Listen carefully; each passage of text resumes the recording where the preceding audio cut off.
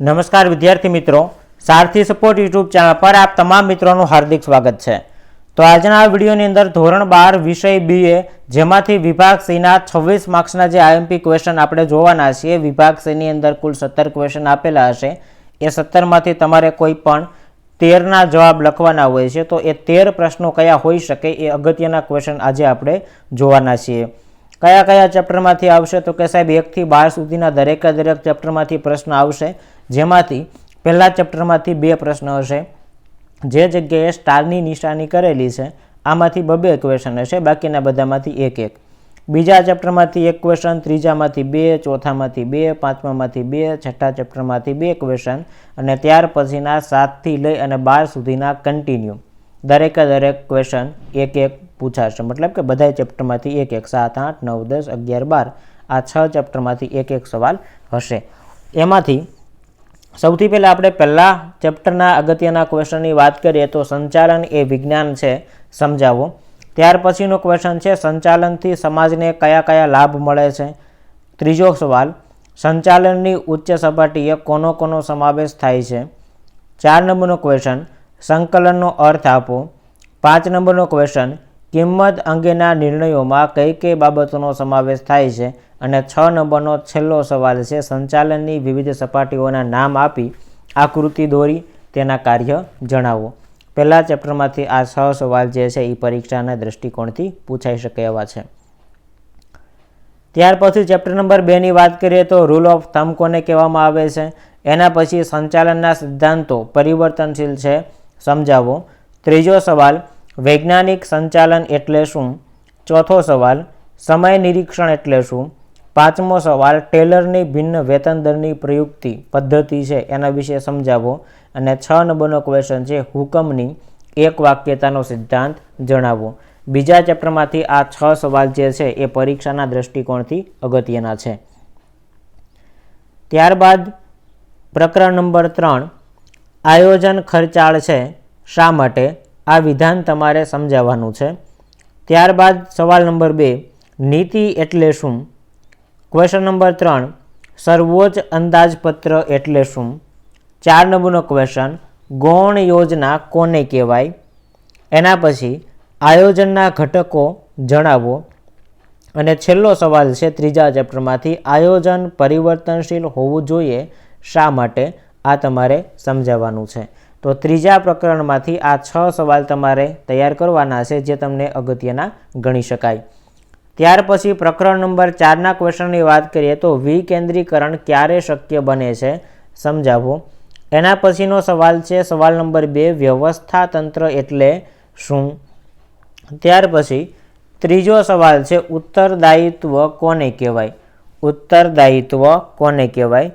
ત્યાર પછી 4 નંબરનો સવાલ છે સત્તા સોંપણી કોને કહેવાય।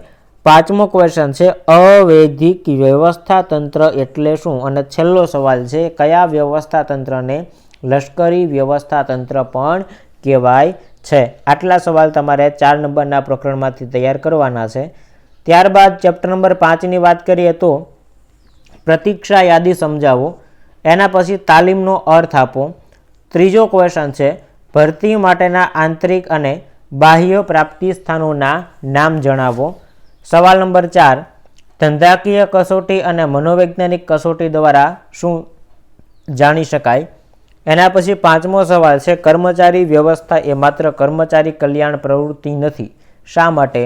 આ 5 સવાલ તમારે 5મા ચેપ્ટરમાંથી તૈયાર કરવાના છે। ત્યારબાદ આપણે ચેપ્ટર નંબર 6ની વાત કરીએ તો ચેપ્ટર નંબર 6ની અંદર દોરવણીના તત્વની યાદી આપો। દોરવણીના તત્વની યાદી આપો। એના પછી બીજો સવાલ છે પ્રોત્સાહનનો અર્થ સમજાવો। ત્રીજો સવાલ છે નેતૃત્વનો અર્થ આપો। 4 નંબરનો ક્વેશ્ચન છે અવૈધિક કે અનૌપચારિક માહિતી સંચાર એટલે શું। અવૈધિક કે અનૌપચારિક માહિતી સંચાર એટલે શું। 5 નંબરનો ક્વેશ્ચન છે સહભાગીદારી એટલે શું। પાંચમો સવાલ છે સહભાગીદારી એટલે શું। અને છેલ્લો સવાલ છે નિરીક્ષકનું કાર્ય શિક્ષક જેવું છે, આ વિધાન સમજાવો। ત્યારબાદ ચેપ્ટર નંબર 7ના સવાલની વાત કરીએ તો ચેપ્ટર નંબર 7ની અંદરથી 7 ક્વેશ્ચન છે, જે પરીક્ષાના દૃષ્ટિકોણથી અગત્યના ગણી શકાય। અંકુશ એ સતત પ્રક્રિયા છે, સમજાવો। એના પછીનો ક્વેશ્ચન છે વિચલન એટલે શું, ત્યાર પછીનો ક્વેશ્ચન છે વિચલન એટલે શું. ત્યારબાદ ત્રીજો સવાલ આયોજનને સંચાલનના કયા કાર્ય સાથે ગાઢ સંબંધ છે.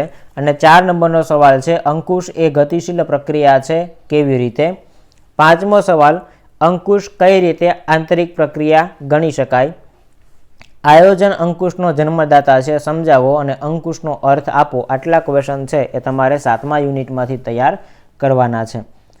ત્યારબાદ 8 નંબરના યુનિટની વાત કરીએ તો 8 નંબરના ચેપ્ટરમાંથી ઉત્પાદન ચક્ર એટલે શું પહેલો સવાલ છે. એના પછીનો સવાલ છે કાર્યશીલ મૂડી એટલે ધંધામાં ચક્રકારે ફરતી મૂડી. આ વિધાન સમજાવો. ત્યારબાદ ત્રીજો સવાલ કાયમી મૂડીના ઘટકો કયા કયા છે. એના પછી નાણાકીય સંચાલનના ડિવિડન્ડ સંબંધિત નિર્ણયો વિશે નોંધ લખો. અને છેલ્લો સવાલ છે શેર હોલ્ડરને ડિવિડન્ડ કયા સ્વરૂપે ચૂકવી શકાય છે. ચેપ્ટર નંબર 9ની વાત કરીએ તો ચેપ્ટર નંબર 9ની અંદરથી પ્રશ્ન આવી શકે એવો છે નાણાં બજારના સાધનો કયા કયા છે. અને એના પછીનો સવાલ છે અસંગઠિત નાણાં બજાર એટલે શું. ત્યારબાદ ત્રીજો ક્વેશ્ચન છે શેર બજાર જામીનગીરીઓને તરલતા ગુણ કેવી રીતે અર્પે છે. એના પછી ડિમેટ્રિયલાઇઝેશન એટલે શું અને નાણાં બજારના કયા સાધનો હસ્તાંતરણીય છે. આ 5 સવાલ તમારે 9મા યુનિટમાંથી તૈયાર કરવાના છે. ત્યાર પછી પ્રકરણ નંબર 10ની વાત કરીએ તો અસંગઠિત નાણાં બજાર એટલે શું. બીજો સવાલ નાણાં બજારના સાધનો કયા છે. એના પછી ડિમેટ્રિયલાઇઝેશન એટલે શું. શેર બજારમાં દેશની આર્થિક પરિસ્થિતિ દર્શાવતો અરીસો છે કેવી રીતે. એના પછી કોલ મની અને નોટિસ મની વચ્ચેનો મુખ્ય તફાવત જણાવો. 11 નંબરના ચેપ્ટરમાંથી વાત કરીએ તો જાહેર હિતની અરજી વિશે ટૂંકમાં જણાવો. ગ્રાહકોના દ્રષ્ટિકોણથી ગ્રાહક સુરક્ષા વિશે જણાવો. એના પછી ટ્રસ્ટીશીપના સિદ્ધાંત અને ગ્રાહક સુરક્ષા વિશે નોંધ લખો. અને છેલ્લો ક્વેશ્ચન છે સતત વધતી હરીફાઈ અને ફૂલ વેચાણમાં પોતાનો ભાગ વધારતા વસ્તુ કે સેવાના ઉત્પાદકો કેવી રીતે ગ્રાહકોને શોષણ કરે છે. કુલ વેચાણમાં પોતાના ભાગ વધારવા વસ્તુ કે સેવાઓના ઉત્પાદકો કેવી રીતે ગ્રાહકનું શોષણ કરે છે સમજાવો. અને છેલ્લું યુનિટ છે રાજકોષીય નીતિ કઈ કઈ બાબતો સાથે સંકળાયેલી છે. WTO અને GATT મતલબ કે ગેટ આનું વિસ્તૃત રૂપ આપો. ફૂલ ફોર્મ તમને પૂછેલું છે. ધંધાકીય પર્યાવરણના સામાજિક પરિબળો વિશે સમજાવો. ધંધાકીય પર્યાવરણના અવરોધો જણાવો. રાષ્ટ્રીય આવકમાં વધારો એ ધંધા માટે અનુકૂળ પરિબળ છે સમજાવો. અને છેલ્લો ક્વેશ્ચન છે ઈ બેન્કિંગ અને એમ બેન્કિંગ એટલે શું. આટલા સવાલ તમારે છે એ 12 નંબરના યુનિટમાંથી તૈયાર કરવાના છે. તો ઓલરેડી અહીંયા જેટલા પણ બીએના વિભાગ સીની અંદર પૂછાઈ શકે એવા અગત્યના ક્વેશ્ચન હતા, અગત્યના સવાલ હતા, એ બધા જ અહીંયા આપણે જોયા. ડી વિભાગ અને ઈ વિભાગનો વિડીયો ઓલરેડી આપણી ચેનલ ઉપર પબ્લિશ થઈ ગયેલો છે.